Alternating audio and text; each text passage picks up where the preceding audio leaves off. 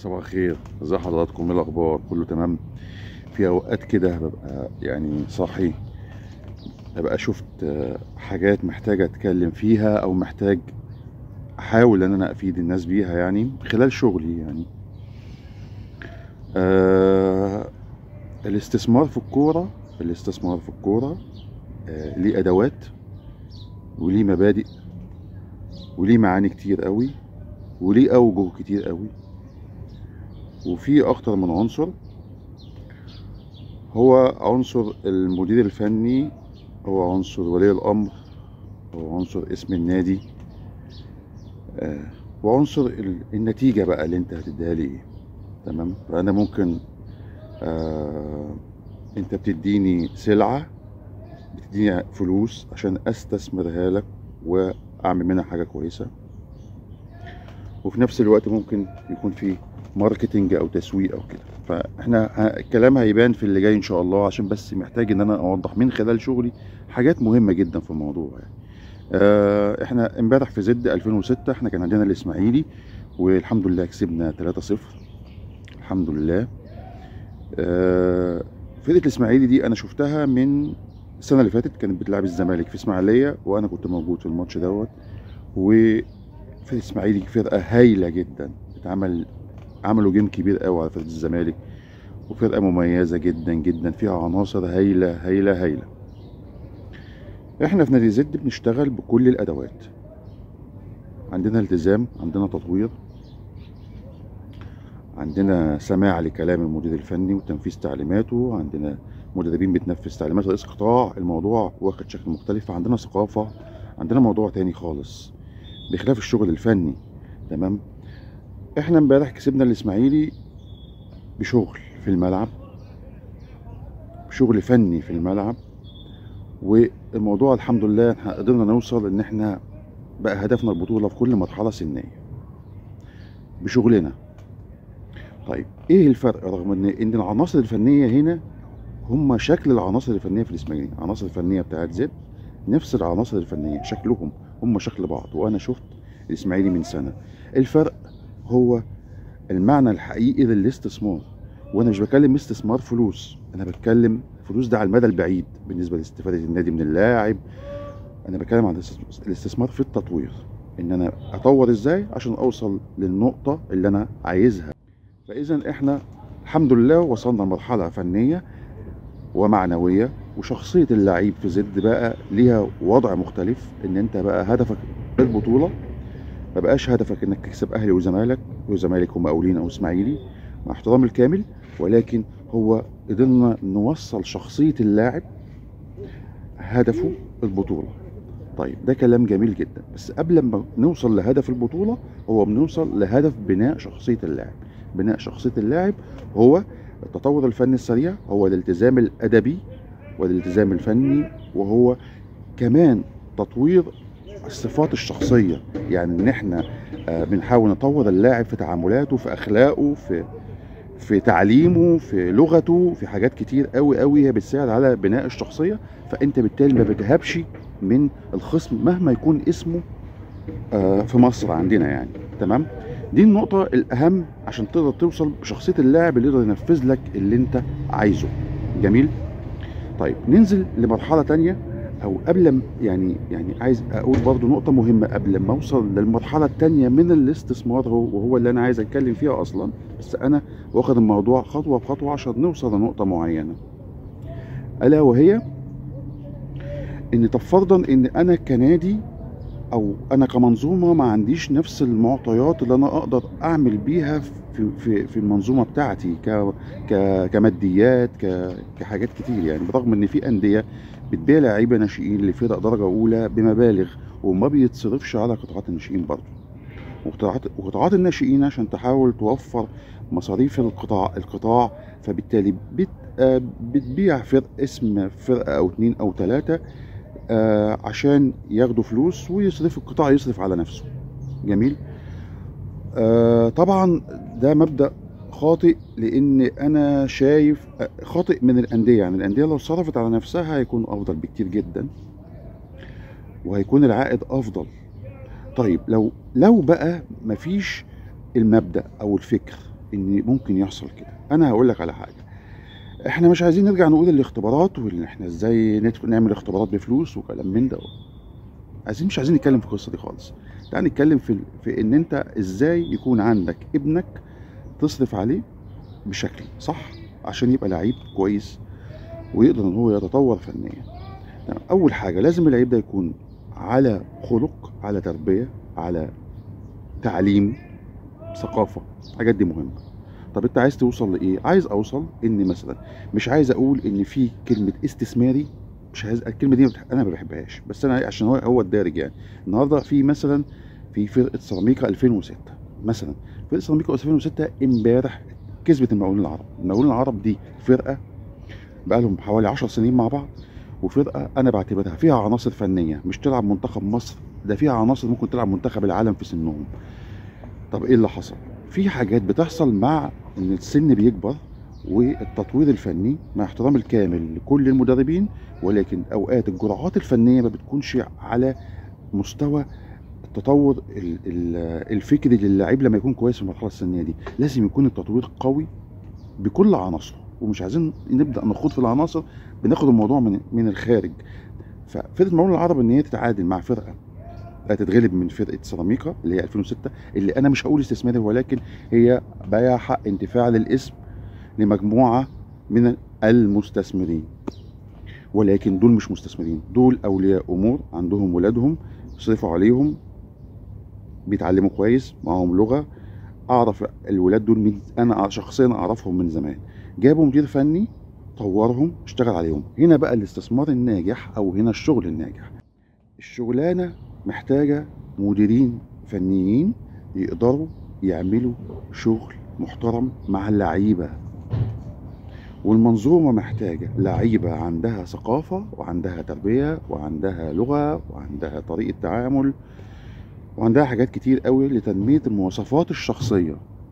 عشان الاحتراف الخارجي في ناس بتفشل عندنا بسبب كده. عشان كده انا بقول احنا مثلا في نادي زد عندنا بقينا نعمل حاجات نعلم فيها الولاد اللغة ونعلمهم طريقة التعامل مع الاخرين والالتزام في المواعيد عشان تقدر تكون لاعب كويس، وده بيحصل دلوقتي فعلا.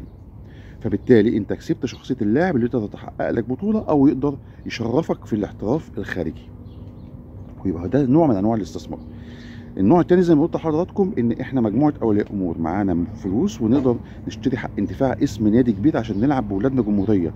طب والولاد دول ما هو دول بقى اغنياء ومش محتاجين الكوره في حاجه فالعيب على قدهم؟ لا ابدا اطلاقا. احنا عندنا امثله من زمان في نوعيه الولاد دي، زي في اشرف قاسم، في حازم امام، في هادي خشبه. الناس دي كلها نجوم كبيره كانوا اصلا من الفئه دي. فاحنا مش عايزين نقول الكوره هي لعبه الفقراء، يا ريت ما حدش يقول الكلام ده من فضلكم. لا، الموضوع اتغير خالص. تمام. فلازم نطور على قد الحدث.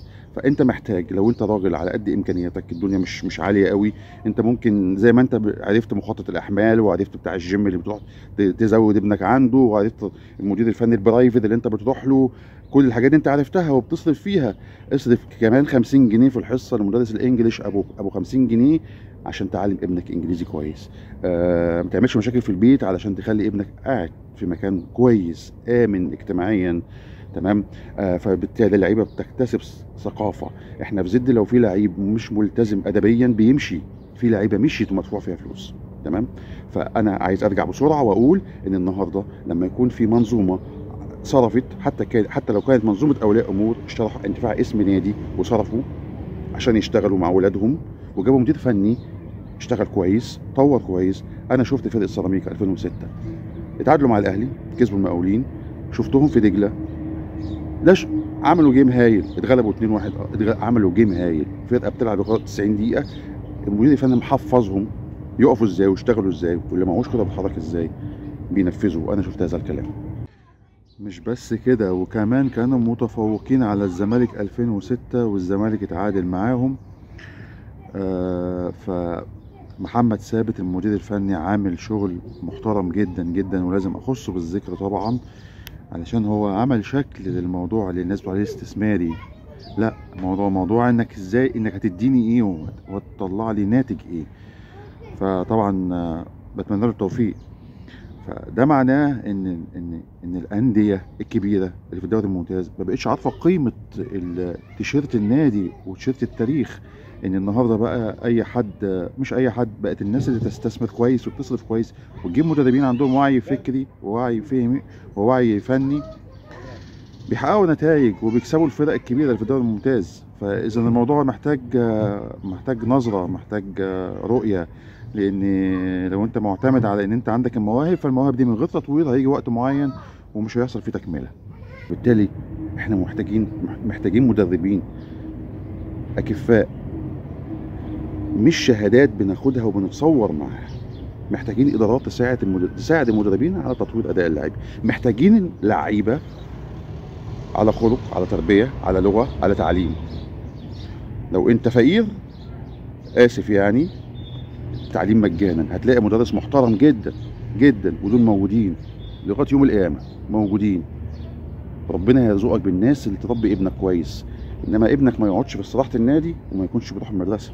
تمام؟ اساس في نادي زد لازم يكون الولد بيروح مدرسته.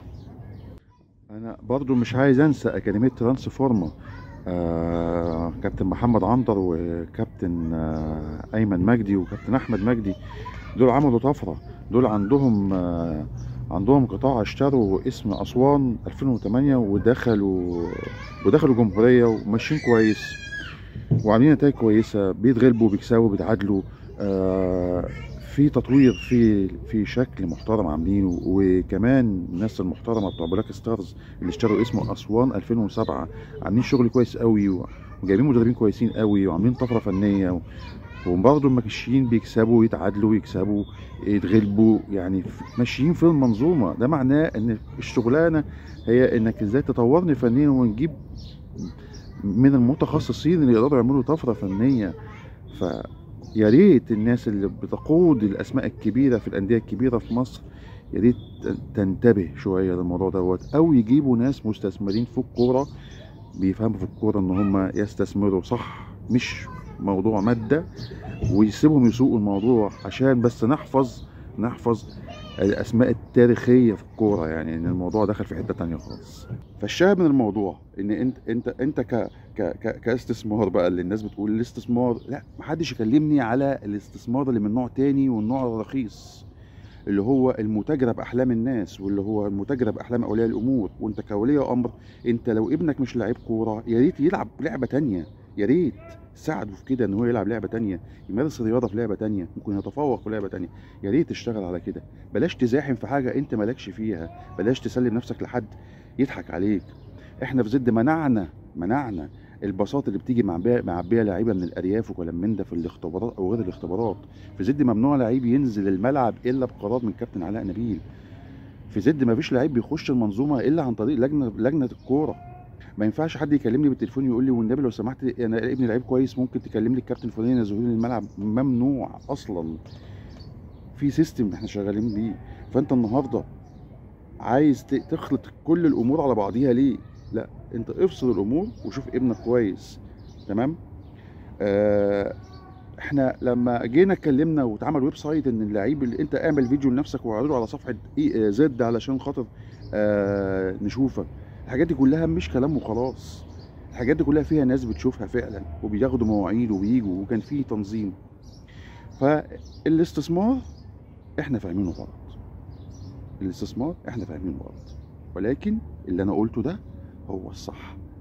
هو ان اللعيب مهما يكون كويس، مهما يكون عنده المهاره، مهما يكون عنده الموهبه، بدون التزام، بدون تعليم، بدون لغه، بدون تربيه وكيفيه التعامل مع الاخرين والالتزام والاحترام. انا النهارده بشوف تغييرات، بيبقى اللعيب 2007 و2006 المدرب بيغيره خارج يعني شويه وهيقلع التيشيرت ويرميه في وش المدير الفني. ثقافه غريبه جدا. يعني هو عايز يوضح ان هو زعلان ان هو ازاي اتغير، ولكن باسلوب غير اخلاقي. فالشاهد في الموضوع زي ما قلت لحضراتكم، يا ريت ان احنا نفهم نستثمر ولادنا ازاي. لو ابنك ملوش في اللعبه شوف له لعبه تانية عشان نفضي المجال للناس اللي تستحق، عشان نفضي المجال للناس اللي ينفع يتصرف عليها. ف المنظومه زي ما هي كانت محتاجه مدربين، ودول موجودين الحمد لله، زي ما هي محتاجه لعيب. فاللعيب اللي ما عندوش ثقافه هيكبر هيبقى مدرب ما عندوش ثقافه، وهيطلع نشء زيه. فعشان كده لازم نبدا الموضوع بشكل كويس، ولازم ان احنا نفرق ما بين السبوبه، اسف على اللفظ مش بحب اقوله، وما بين الاستثمار الناجح، ان انا ممكن يدفع فلوس بس انا هكسب تطوير شغل ابني، هكسب تطوير فني وبدني، وكمان هيساعدني ان انا اقدر اخرجه بره مصر، او يقدر يلعب في مكان كويس، او حتى يفضل يلعب باسم النادي اللي انتوا واخدين حق انتفاع اسمه، ويتشاف بشكل محترم من خلال دوري الجمهوريه، طالما في تطوير من مدير فني محترم. مفيش كلام. انا مش عايز اذكر اسماء، ولكن الدور بيبقى كبير قوي للمدير الفني لما يكون حد فعلا بيطور. فرقه النادي الاهلي 2005 انا شفتهم، ولكن هم مختلفين جدا مع علاء عبده. انا ما اعرفش علاء عبده على المستوى الشخصي، ولكن جم عندنا لعبوا في ماتش في زد، انا كان نفسي اسيب الكاميرا وانا بصور الماتش عشان اشتغل فيه واقعد اتفرج. اول مره نسمع ان منتخب الجيزه بيكسب منتخبات القاهره والقليوبيه والشرقيه مع كابتن محمد عادل. مش بصيد حد، ولكن في ناس جايه فعلا بتحاول تدينا حاجه جديده، تحاول تدينا فكر جديد. فيا ريت ما نخلطش امور ببعضيها، ونعرف معنى الاستثمار الحقيقي. استثمر في ابنك الاول قبل ما انت تقول ده الناس دي شغاله غلط والناس دي شغاله صح والناس دي عايزه تكسب فلوس والناس دي. وانا اسف جدا على الاطاله، بس اتمنى ان الكلام دخل في قلب بعضين، ان الناس تعرف انا قصدي ايه. وبالتوفيق للجميع، وبشكركم على حسن استماعكم. السلام عليكم.